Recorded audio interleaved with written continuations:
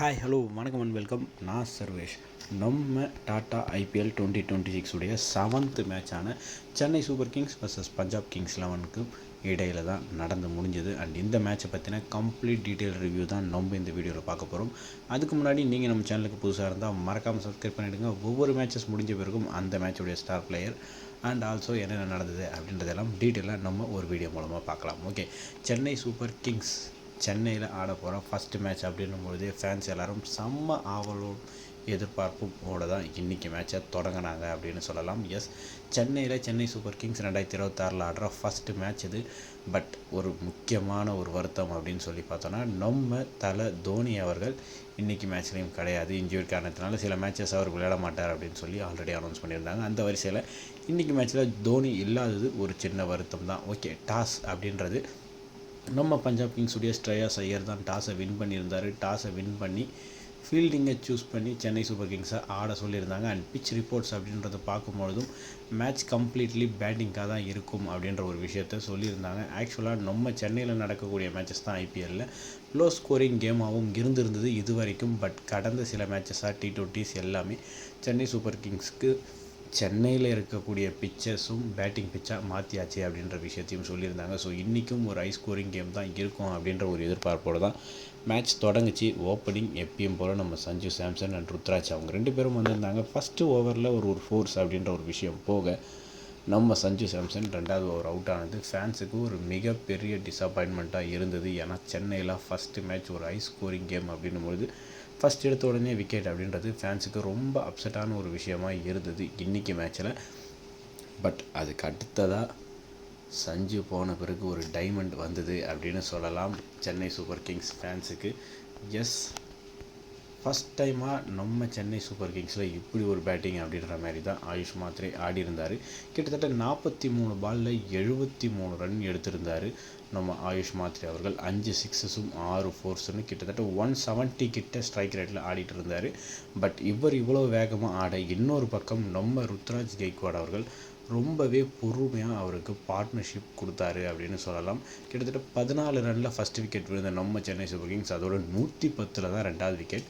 11 ஓவருக்கு 110 அப்படின்றதுக்கு அரௌண்ட் 10 அப்படின்ற ஸ்ட்ரைக் ரேட்டை மெயின்டைன் பண்ணி போனது ஆயுஷ் மாத்ரேவாக இருந்தாலும் கம்ப்ளீட்டாக சப்போர்ட் பண்ணது நம்ம ருத்ராஜ் கெய்க்வாட் தான். கிட்டத்தட்ட 22 பாலில் 28 ரன் தான். பட் 11 ஓவருக்கு ஆடியிருந்தார் அப்படின்றத பார்க்கும்போதே அவர் எந்த அளவுக்கு எதிரில் இருந்த பிளேயருக்கு பேட்டிங்ஸை கொடுத்தார் அப்படின்ற விஷயம் க்ளீனாக தெரிஞ்சது.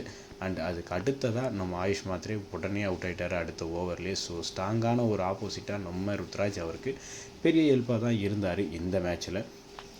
ஸோ ஒரு கம்ப்ளீட் பார்ட்னர்ஷிப் பிரேக் ஆச்சு அப்படின்றத பார்க்கும்பொழுது நம்ம சிவம் தீவே லாஸ்ட் இயரே சென்னை சூப்பர் கிங்ஸ்க்கு பல மேட்சஸில் அடித்து கொடுத்தவர். இந்த வாட்டியும் 27 பாலில் 45 ரன் அப்படின்ட்டு 5 ஃபோர்ஸும் ஒரு சிக்ஸரோடு இருக்க சப்ராஸ் கான் 32 ரன் அடித்தார். லாஸ்ட்டாக 12 பாலில் 32 ரன் 6 ஃபோர்ஸ் ஒரு சிக்ஸ்ன்னு கிட்டத்தட்ட 250 அபோவ் ஸ்ட்ரைக் ரேட்ஸை மெயின்டைன் பண்ணார் சப்ராஸ் கான். இந்த மாதிரி ஒரு ஃபினிஷர் சென்னை சூப்பர் கிங்ஸுக்கு கண்டிப்பாக தேவை அப்படின்னு சொல்லலாம். பட் ஆக்சுவலாக ஸ்கோர் என்ன, விக்கெட் என்ன அப்படின்றதெல்லாம் போக சென்னை சூப்பர் கிங்ஸ் ஃபேன்ஸ் எதிர்பார்த்த ஒரு பேட்டிங் லைனப் இது அப்படின்ற அளவுக்கு தான் இன்றைக்கி மேட்ச் நம்ம சென்னை சூப்பர் கிங்ஸுடைய பேட்டிங் இருந்தது. ஸோ இப்படி ஒரு பேட்டிங்கை பவர்ஃபுல்லாக கொடுத்துட்டாங்க. அடுத்ததாக பவுலிங் அப்படின்ற விஷயம் எப்படி இருக்க போகுது. ஆல்ரெடி சென்னைக்கு நிறைய ப்ராப்ளம்ஸ் இருக்குது அப்படின்றது போக இன்றைக்கி பிச்சும் பவுலிங்க்கு வாட்டமாக இருக்கும். ஸோ ஒரு 209 அப்படின்ற ஒரு டார்கெட்டை செட் பண்ணியிருந்தாங்க. 209 நம்ம எடுத்திருந்தோம். ஸோ 210 அப்படின்றது ஒரு டார்கெட்டாக பஞ்சாப் கிங்ஸுக்கு கொடுக்கப்பட்டிருந்தது. ஸோ இதை தான் பஞ்சாப் கிங்ஸ் சேஸ் பண்ண போகிறாங்க. அடுத்த 120 பாலில் 210 ரன் அப்படின்ற ஒரு டார்கெட்டோடு தான் நம்ம பஞ்சாப் கிங்ஸ் பேட்டிங்கை தொடங்க வந்திருந்தாங்க. அண்ட் தொடக்கம் முதலே பஞ்சாப் சூப்பர் கிங்ஸ் சரியான ஒரு பார்ட்னர்ஷிப் அப்படின்னு சொல்லலாம். எஸ், நம்ம சென்னைக்கு ஃபஸ்ட் விக்கெட் முதலியே விழுந்திருந்தாலும் பஞ்சாப்க்கு அப்படி நடக்கலை. 61 ரன் 4 ஓவரில் நம்ம 6 ஓவரில் அடித்ததை அவங்க 4 ஓவரில் அடித்து ஃபஸ்ட்டு விக்கெட் ஆர்யா அவர்கள் அவுட் ஆகியிருந்தார். ஸோ ஃபஸ்ட்டு விக்கெட்டுக்கு அடுத்தாவது ஸ்லோ ஆகும் அப்படின்னு சொல்லி பார்த்தோன்னா அடுத்து 9 ஓவரில் 95 ரன்னுக்கு 2வதாக நம்ம சிங் அவர்கள் அவுட் ஆகினார். 2 விக்கெட் போக க்ரீஸில் அப்படின்னு சொல்லி பார்த்தோன்னா கூப்பர். நமக்கு எப்படி சென்னை சூப்பர் கிங்ஸில் ஆயுஷ் வந்தாரோ அதே போல் தான் பஞ்சாப்க்கு கூப்பர் அவரும் ஒரு நியூ பேட்ஸ்மேனாக கிடைக்க. இன்னொரு பக்கம் நம்ம கேப்டன் எப்படி சப்போர்ட் பண்ணாரோ அதே போல் ஸ்ட்ரேயாஸ் கேப்டன் ஸ்ட்ரைக்கில் இருந்தாங்க. ஸோ இந்த பார்ட்னர்ஷிப் மேட்சை மாற்றும் அப்படின்ற ஒரு பெரிய எதிர்பார்ப்பு இருந்தது அந்த மொமெண்ட்டில். அண்ட் இந்த எதிர்பார்ப்பை க்ரியேட் பண்ண இந்த பார்ட்னர்ஷிப் அதே போல் தான் ஆடிக்கிட்டும் இருந்தாங்க அப்படின்னு சொல்லலாம். பட் ஒரு அன்எக்ஸ்பெக்டட் விக்கெட்டாக தான் நம்ம கூப்பருடைய விக்கெட் போயிருந்தது. 22 பாலில் 36 ரன்கள் 6 ஃபோர்ஸ், கிட்டத்தட்ட தேவையான டேமேஜஸை பண்ணிட்டார் சென்னை சூப்பர் கிங்ஸுக்கு அகெயின்ஸ்டாக பஞ்சாபை வின் பண்ண வைக்க அப்படின்ற அளவுக்கு தான் அவருடைய பேட்டிங் இருந்தது. அவரும் 160 ஸ்ட்ரைக் ரேட்டில் ஒரு செம்மையான நாக்கை கொடுத்துருந்தார். So first top 3 orders of Punjab last year மாதிரி இந்த இயரும் ஸ்ட்ராங்கான ஒரு ஓப்பனிங்கை கொடுத்துருந்தாங்க. பட் அவருடைய விக்கெட்டோட பஞ்சாப் கிங்ஸ் முடியாது. ஏன்னா பஞ்சாபில் முக்கியமான பிளேயர் அப்படின்னு சொல்லி பார்த்தோன்னா நம்ம ஸ்ரேயாஸ் ஐயர் அவர்கள். அவர் ஒவ்வொரு மேட்சும் கடைசி வரைக்கும் நின்று டீமை வின் பண்ண வைக்கிறதுல ரொம்பவே பொறுப்பாக விளையாடக்கூடிய ஒரு ஸ்பெஷலான பேட்ஸ்மேன். நம்ம இந்திய டீமுக்கே அவர் ரொம்ப ஸ்பெஷல் அப்படின்னும் பொழுது பஞ்சாப் கிங்ஸுக்கு சொல்லவா வேணும் அப்படின்ற மாதிரி தான் அவருடைய பேட்டிங்கும் ரொம்ப நிதானமாக இருந்தது. ஸோ அவருக்கு தேவைப்பட்டது ஜஸ்ட்டு ஒரே ஒரு பார்ட்னர்ஷிப் தான். ஏன்னா இந்த விக்கெட் விழுறதுக்குள்ளேயே மேட்சை ஓரளவுக்கு கம்ப்ளீட் கண்ட்ரோலுக்கு பஞ்சாப் கிங்ஸ் கொண்டு வந்துட்டாங்க அப்படின்னு சொல்லலாம். 127 ரன்னுக்கு 3 விக்கெட் 12 ஓவர் முடியும் போது. ஸோ அடுத்த 8 ஓவரில் 80 ரன், ஓவருக்கு 10 ரன் தான் தேவை அப்படின்ற விஷயத்தில் தான் ஸ்ரேயாஸ் ஐயருக்கு ஒரு பார்ட்னர்ஷிப் மட்டும் தேவை அப்படின்ற நிலையில் பஞ்சாப் கிங்ஸ் இருந்தது. அண்ட் கண்டிப்பாக ஸ்ரேயாஸ் ஐயருடைய பேட்டிங்கை பார்த்த பிறகு சொல்லியே ஆகணும். IPL 2025 ஃபைனல்ஸ் வரைக்கும் பஞ்சாப் கொண்டு வந்து ஃபைனலையும் ஜஸ்ட்டில் மிஸ் பண்ணியிருந்தார். ஸோ அதே கேமை இந்த முறையும் பஞ்சாப் திரும்ப கொண்டு வந்திருக்காங்க அப்படின்னு சொல்லலாம். ஓப்பனிங் 3 ஒரு மேசிவான ரன்ஸ் அடிக்க கேப்டனாக நம்ம ஸ்ரேயாஸ் ஐயர் ரொம்பவே கம்போஸ்டாக ஸ்கோரிங்கை பண்ண ஸ்டார்ட் பண்ணியிருந்தார். கிட்டத்தட்ட 50 ரன்களையுமே அடித்தார் அவர் அப்படின்னு சொல்லலாம். 16.4 ஓவர் இருக்கும்பொழுது. ஸோ அவர் 50 அடிக்கும்பொழுது பஞ்சாப்க்கு 20 பாலில் 25 ரன் ஒரு கம்ஃபர்டபுளான வின் அப்படின்ற ஒரு ஸ்டேஜுக்கு கொண்டு போயிருந்தார். ஸோ இந்த சமயத்தில் பஞ்சாப் கிங்ஸுடைய ஃபேன்ஸ் செம்ம ஹாப்பியாக இருந்தாலும் IPL இத்தனை வருஷமாக பார்த்துட்டு இருக்கக்கூடியவங்க இது வரைக்கும் கப் அடிக்காத பஞ்சாப்க்கு லாஸ்ட் டைம் வின் ஆகும் அப்படின்னு எதிர்பார்த்துருந்தோம். ஃபைனல்ஸில் RCB ஆர் பஞ்சாப் யார் வின் பண்ணாலும் ஃபஸ்ட் டைம் சாம்பியன் அப்படின்ற ஒரு எதிர்பார்ப்பு தான் இருந்தது. ஸோ இந்த வாட்டி பஞ்சாப் அதே பவரோடு தான் வந்திருக்காங்க. ஆல்ரெடி RCBயும் அதே பவர் தான் காட்டியிருந்தாங்க. ஸோ இந்த வாட்டி பஞ்சாப் கப் வின் பண்ணுமா அப்படின்ற ஒரு எதிர்பார்ப்பு IPL ஃபேன்ஸ்குள்ளேயும் கிரியேட் ஆச்சு அப்படின்னு சொல்லலாம். இந்த IPL 2026க்கு இவ்வளோ விஷயங்களை ஸ்ரேயாஸ் ஐயருடைய 50 கொண்டு வந்தது அப்படின்ற ஒரு நினப்பில் நம்ம போகும்பொழுது ராகுல் சாஹர் நம்ம ஸ்ரேயாஸ் ஐயருடைய விக்கெட்டை கேட்ச் பண்ணார். ஸோ வின்னிங்கை ரொம்ப கம்ஃபர்டபுளாக கேப்டன் கொண்டு போயிட்டு இருக்கும்பொழுது சென்னை சூப்பர் கிங்ஸ்க்கு ஒரு ஆறுதல், நம்பிக்கை, சந்தோஷம் அப்படின்னே சொல்லலாம்.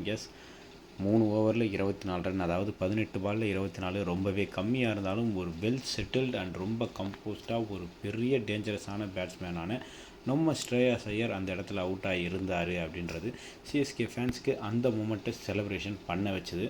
கண்டிப்பாக சொல்லியே ஆகணும். அந்த மொமெண்ட் ஸ்ரேயாஸ் ஐயருடைய விக்கெட்டை எடுத்துகிட்டு சந்தோஷமான சென்னை சூப்பர் கிங்ஸ் ஃபேன்ஸுக்கு அடுத்ததே இன்னொரு இன்பம் அப்படின்ற மாதிரி தான் நெஹலுடைய விக்கெட்டையும் சென்னை சூப்பர் கிங்ஸ் பவுலர் எடுத்திருந்தாங்க.